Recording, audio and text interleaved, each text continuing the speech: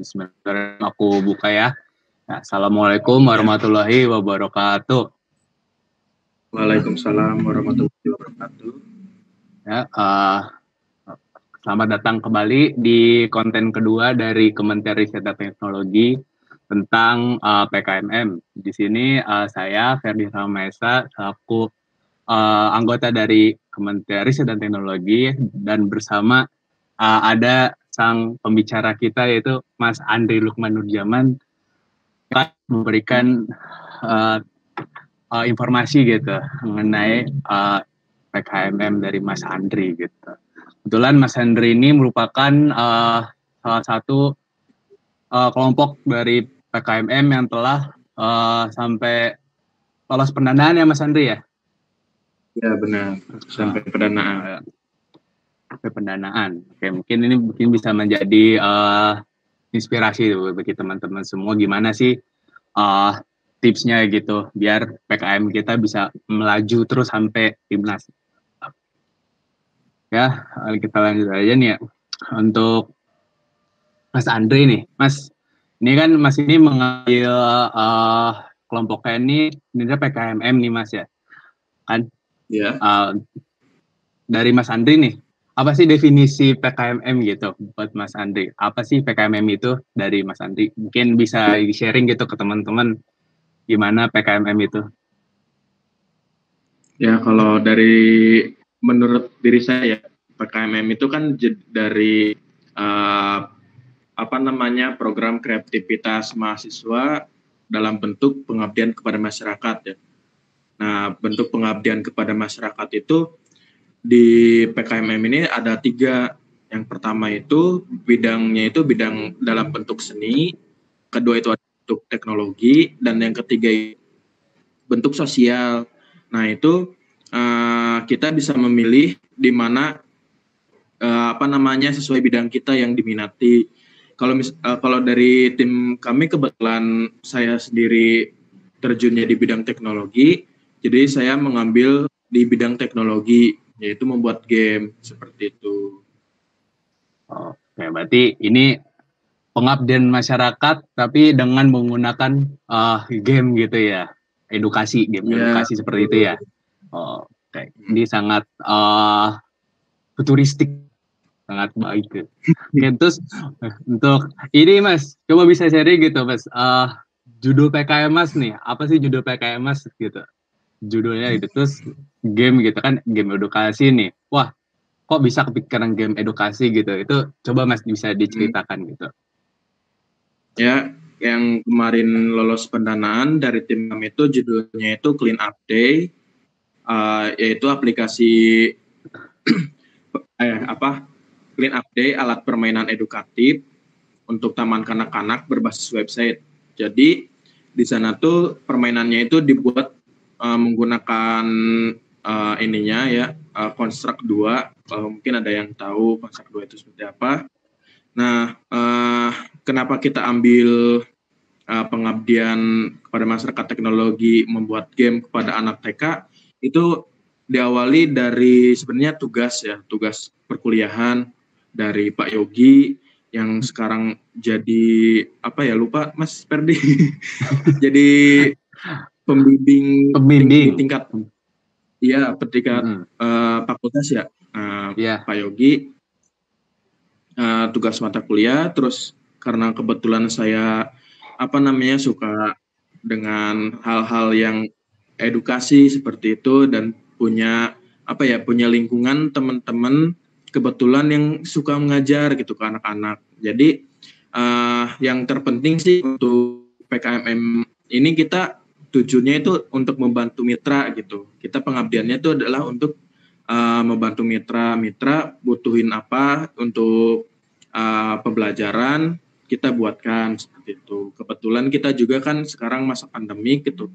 Jadi diharapkan sih dengan adanya permainan itu nanti ibu guru tuh menjelaskan kepada orang tua, nanti orang tua yang menjelaskan ke anak-anaknya jadi bisa bermain bersama orang tua seperti itu. Oh gitu, mantap banget nih. Kan dari judulnya tuh Clean Up Day gitu kan. Nih Mas, konsepnya itu clean up day itu gimana kan, dari namanya udah clean up, bersih gitu, membersihkan gitu. Nah, konsepnya itu gimana tuh Mas, konsep dari game clean up day itu? Mungkin yang jago bahasa Inggris mungkin paham ya, penulisan clean up day gitu kan, disatuin ya, clean up day. Tapi kita di tim dipisah gitu, clean up day. Itu sebenarnya buat penekanan aja dalam membaca gitu. Terus jadi ya semoga jadi ciri khas gitu, biar gak kena copyright misalkan kalau misalkan ada yang sama. Itu kenapa kita ambil clean up day? Awalnya itu saya tuh tahun lalu ikut organisasi perusahaan gitulah di Purwokerto, tingkatnya dari perwakilan Purwokerto, ya tingkatnya sih udah nasional gitu untuk organisasinya. Nah, pas pada waktu itu tuh dari organisasi itu ada bidangnya gitulah. Kalau di himpunan mungkin divisi seperti itu, ada divisi lingkungan yang nama program kerjanya itu clean up day gitu, clean up day yang itu dimana setiap sebulan 2 kali, kalau nggak salah setiap 1 bulan 2 kali itu kita melakukan kegiatan di alun-alun Purwokerto sambil ada perpustakaan keliling dari program kerja kita dari lingkungan juga sambil bersih-bersih lingkungan alun-alun Purwokerto. Terus setiap tahun juga kan ada, mungkin yang tahu ada namanya clean up day, itulah intinya hari kebersihan dunia gitu. Nah itu jadi terus tengyang-nyang masalah itu, terus jadi lihat juga masalah kondisi di sekitar kampus, sekitar kosan itu, setiap pulang kosan atau mau berangkat pulang dari kampus atau berangkat ke kampus gitu. Nah itu sering lihat banyak ibu-ibu tuh yang lagi bakar sampah. Oh ya udah, ambil aja nih metode ininya sampah gitu. Terus kebetulan juga pas nanya ke TK yang jadi mitra kita, dari sana juga ada materinya mengenai lingkungan seperti itu, dan kebetulan juga dari mitranya membutuhkan alat edukatif nih untuk tambahan untuk pembelajaran sampah seperti itu. Itu sih mungkin latar belakangnya dari aku. Oh, berarti idenya tuh dari pas ada pembakaran sampah itu ya, ketika Mas organisasi gitu. Oh, oke. Nih Mas, terus kan tadi Mas mengambil nih ya PKMM gitu kan. Itu tuh yang membedakan PKMM nih dengan PKM yang lain gitu, sampai Mas tertarik gitu mengambil PKMM ini apa gitu. Kenapa kan itu kan bisa jadi, kan Mas ini menciptakan game gitu, kenapa nggak ke PKM KC gitu misal, atau PKM apa gitu. Ya. Kita kembali ke buku panduan ya, di mana ada tujuan itunya, goalsnya, tujuan akhirnya gitu. Nah itu kan untuk PKMM itu tujuan akhirnya itu adalah kita selaku mahasiswa itu membantu mitra dalam menyelesaikan suatu studi kasus misalkan. Nah sedangkan untuk yang lain itu kita berkarya sebisa kita, sekreatif kita untuk diri kita sendiri gitu.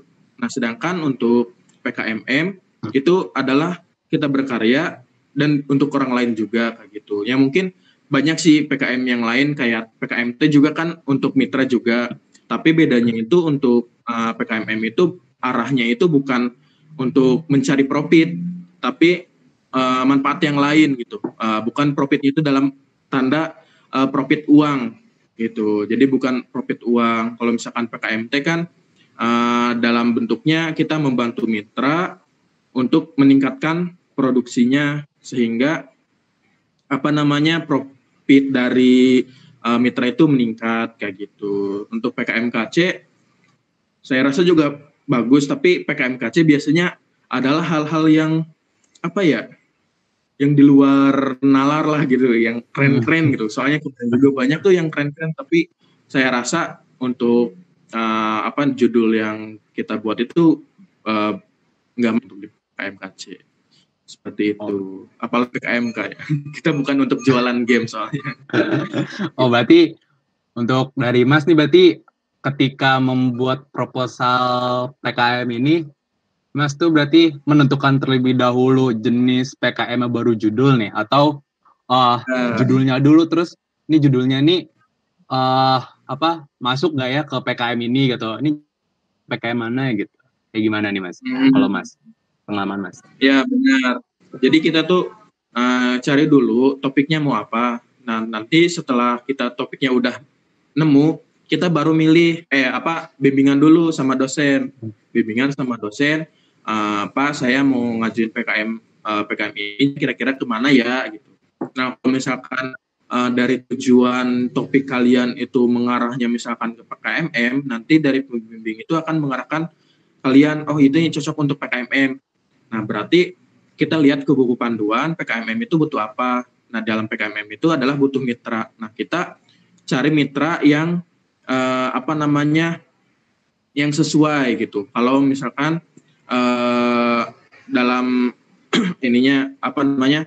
dalam bidang PKMM misalkan. Tapi yaitu kalau misalkan kalian belum dapat topik, kalian cari mitra dulu. Misalkan cari mitra dulu, cari permasalahannya apa, nanti kalian bantu mitranya seperti itu. Nah, kalau misalkan kalian udah punya idenya duluan, terus kalian baru nyari mitra, itu sebenarnya itu adalah hal yang kurang bagus ya. Itu sebenarnya menyalahi aturan dari Bilmawa kayak gitu. Mungkin tadi saya menyampaikan, mohon maaf. Ini jadi kalian yang pertama itu ya cari mitra dulu, nyari topik, terus bimbingan, terus kalian tentuin mau PKMM atau PKMT misalkan kayak gitu. Kalau mitra, kalau yangnya ya kalian cari ide dulu, cari ide, bimbingan, tentuin PKMT, PKMKC, PKMK, atau satu lagi lupa. Lupa. Pokoknya salah satu itulah ya. Ya. Oke. Terus nih kan berarti Mas nih sudah sebelum lolos pendanaan nih ya. Berarti kan ada tahap-tahap pembuatan gamenya, pembuatan laporannya, pembuatan segalanya gitu kan. Nah, Mas nih tipsnya gitu biar lolos pendanaan gitu, dimulai dari lolos itunya dulu deh, lolos kayak verifikasinya itu gimana nih Mas? Apa aja gitu Mas diperhatiin gitu dalam PKM kayak gini, PKMM gini? Ya kalau untuk pengajuan sih sebenarnya kalian dituntut untuk disiplin ya dalam segala hal gitu, masuk dalam pengajuan proposal. Jadi kalian harus bisa memahami dari buku panduan tersendiri gitu. Kalau misalkan kan ada di mana misalkan aturan yang dibuat itu hanya dari lembar pengesahan, misalkan abstrak terus ke bawah, misalkan jumlah halaman untuk isi dari bab 1 sampai daftar pustaka 10 halaman, itu kalian harus benar 10 halaman kayak gitu. Terus masalah penomoran, misalkan penomoran yang Romawi disimpan di kanan bawah, terus kalau yang nomor di kanan atas. Nah, kayak hal-hal yang seperti itu kalian harus perhatikan kayak gitu. Ini tuh sih yang paling utama. Kalau misalkan masalah isinya apa, itu tinggal kalian konsultasikan aja sama dosen apa yang perlu diisi kayak gitu. Apakah masalah penghitungan keuangan lah atau masalah itu bisa dikonsultasikan dengan dosen kayak gitu. Oke, berarti untuk untuk verifikasi mungkin bisa dilihat dari panduannya ya, kita lihat gitu. Ini tuh peraturannya gimana gitu, bagaimana format penulisannya kayak gitu kan. Nah, terus berarti untuk isinya gitu kita bisa kerjasama sama dosen gitu, buat ini isinya kayak gini baik nggak gitu. Sama juga. Cuma ini juga harus diperhatikan kan tiap tahun suka ada tiba-tiba rubah peraturan tuh di buku panduan. Nah itu kalian harus bisa dapetin buku panduannya, karena saya juga pernah mengalami gitu kan di tahun sebelumnya mengajukan mengikuti buku panduan sebelumnya, tapi ternyata tiba-tiba ada buku panduan baru dan berubah kayak gitu. Kita kehabisan waktu untuk revisi dan akhirnya nggak bisa lolos kayak gitu. Jadi itu benar. informasi dan buku panduan itu sangat penting untuk mengikutinya. Nah, bener banget tuh, untuk buku panduan ya bisa langsung dicari gitu ya. Kebetulan juga BEM udah ngasih nih buku panduannya, bisa langsung diklik aja tuh bit.ly/doman PKM 2020. Nah, ini buat teman-teman semua kalau mau nyari pedoman dan panduan bisa langsung diakses aja tuh, langsung gercep tuh kata Mas Andri kayak gitu. Kepoin aja IG-nya BEM ya. Nah, itu bisa tuh diikutin aja, pantengin aja itu IG-nya BEM. Oke, terus nih Mas, pas Mas udah diumumin nih lolos pendanaan gitu kan. Nah, terus langkah selanjutnya nih dari timnya Mas Andri gitu setelah PKM Mas ini udah dinyatakan lolos pendanaan gitu. Nah, itu gimana tuh Mas? Apa gitu yang dilakukan? Berhasil nih gitu dapat pendanaan. Ya kalau langkah pertama sih yang kita tahu informasinya sih kita benar-benar kaget ya, soalnya dari pengalaman kemarin tuh kita grupnya udah dihapus karena udah pesimis lah ini nggak akan lolos gitu kan. Terus Tra juga udah nggak menghubungi gitu kan. Nah langkah pertama ya kita ngumpulin lagi anak-anaknya, kita satuin lagi tujuan kita pas yang di awal saat bikin proposal kita saling beri support dan saling berjanji akan melaksanakan kegiatannya sepenuh hati misalkan kayak gitu. Jadi kita jangan sampai hilang-hilangan ketika pelaksanaan PKM kayak gitu. Itu sih yang paling utama. Terus setelah itu kita menghubungi dosen pembimbing untuk membahas ulang masalah proposal yang kemarin. Kemungkinan kan dosen pembimbing udah lupa proposal itu yang kemarin apa sih yang kita lolos gitu. Karena itu kita harus hubungi lagi dosennya, pembahasan ulang. Setelah itu hubungi lagi mitranya bersedia enggak, masih bersedia enggak. Kalau misalkan mitranya tidak bersedia, itu kemarin itu ada jangka waktu sekitar 2 minggu untuk perubahan mitra. Nah kalau misalkan bersedia, kita tinggal lanjut aja pelaksanaannya kayak gimana, kayak gitu. Oke, mantap banget. Berarti yang pertama berarti optimis nih ya, berarti optimis nih, harus optimis. Jangan pesimis dulu. Iya, optimis dulu. Ini mungkin blunder dari Mas Andri nih ya, berarti ya blunder gitu kan. Nyata lolos gitu, idenya ternyata tuh cemerlang. Ternyata cemerlang gitu. Iya. Jadi untuk teman-teman semuanya kita harus optimis dari awal ternyata. Iya. Ternyata wah lolos cemerlang gitu, dan habis itu langsung mengerjakan project ini tuh sesuai dengan job desk gitu masing-masing gitu. Ini Mas, mungkin nih ini pertanyaan terakhir gitu dari saya nih Mas. Selama PKM ini gitu, selama PKM sama Mas mengerjakan PKM ini gitu, apa sih Mas yang paling berkesan gitu kesannya ketika mengerjakan PKM ini, plus ini kan ini ya karena lagi pandemi, apa-apa online gitu, gimana Mas triknya gitu biar tetap berjalan gitu komunikasi tim, proyeknya juga lancar gitu, jadi ketika nanti PKM ini diajukan pokoknya oke gitu. Itu gimana Mas?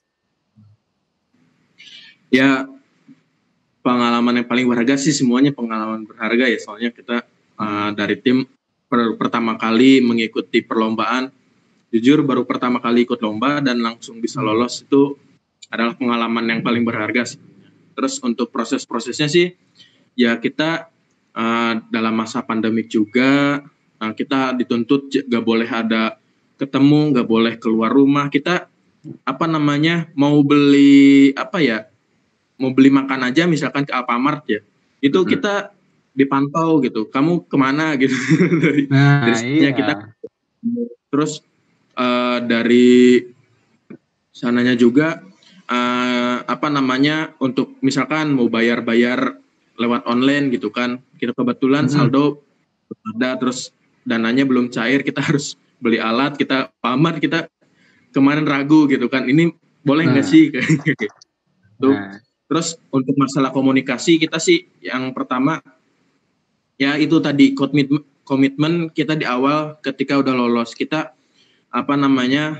saling berkomitmen untuk menyelesaikan dengan sebaik mungkin sampai akhir kayak gitu. Kita bersama-sama kita kalau bisa sih kita lebih diutamakan dulu karena waktunya kita cuma 3 bulan gitu. Malahan 2 bulan. Bulan itu sampai ke tahap yang presentasi. Nah, sampai tahap ke presentasi hanya 2 bulan kita mengerjakan, kita dituntut untuk dikebut. Saran aku sih kalau misalkan menurut kalian kita udah optimis banget nih, kayaknya kita akan lolos nih. Lebih baik kalian dicicil sedikit gitu, sedikit dicicil, tapi jangan sampai ketahuan. Nah itu mungkin banyak pengalaman ya dari teman-teman yang curhat kayak gitu. Tapi ya sebenarnya sih ya kita dituntut untuk disiplin gitu, tetap disiplin. Kita harus sama teman-teman untuk komunikasi dengan baik, jangan ada kesalahpahaman, kerjasama lah, dan tentukan tim kalian itu adalah tim yang yang sesuai dengan bidangnya gitu. Misalkan saya bidangnya dalam membuat gamenya, misalkan Mas Ferdi dalam bentuknya, nah kita bentuk timnya itu yang sesuai kayak gitu. Kalau misalkan udah sesuai, kita enak komunikasinya, enak mengerjakannya, insya Allah kita 2 bulan bisa selesai kayak gitu. Iya bener banget tuh, apalagi 2 bulan kan bukan waktu yang panjang ya Mas ya, untuk mengerjakannya. Apalagi kalau misalkan ya kita dituntut untuk menyelesaikan 4 luaran dalam waktu 2 bulan. Yang satu laporan kemajuan, yang satu game, yang satu desain, yang satu gitu kan. Buku panduan kayak gitu. Sebanyak pokoknya kita harus benar-benar kerjasama gitu. Jadi diusahakan untuk mencari timnya sesuai bidangnya yang dibutuhin gitu. Misalkan saya kurang apa, nah cari orang yang cocok kayak gitu. Agar walaupun nanti misalkan dalam keadaan harus terpaksa bekerja sendiri untuk menyelesaikannya, dalam artian misalkan dalam game itu misalkan kan ada beberapa tahapan ya, ada tahapan desain, tahapan pembuatan alur cerita, terus merangkai semuanya. Nah itu kan pasti beda orang-orang, otomatis kan sendiri-sendiri ya. Misalkan desain, nih Ferdi yang buat desain semuanya selesaikan. Nah itu seperti itu yang maksud untuk bekerja sendiri-sendiri itu, tapi kita dalam lingkar ini teamwork kayak gitu. Teamwork. Ya. Mantap banget dari Mas Andre ini, ilmunya nih padat gitu. Dari saya mungkin sekian gitu ya Mas Andri, terima kasih gitu atas waktunya, telah menyempatkan hadir gitu untuk berbagi kisah bersama teman-teman teknik semua gitu. Saya Ferdi Ramesa yang berdiri. Assalamualaikum warahmatullahi wabarakatuh.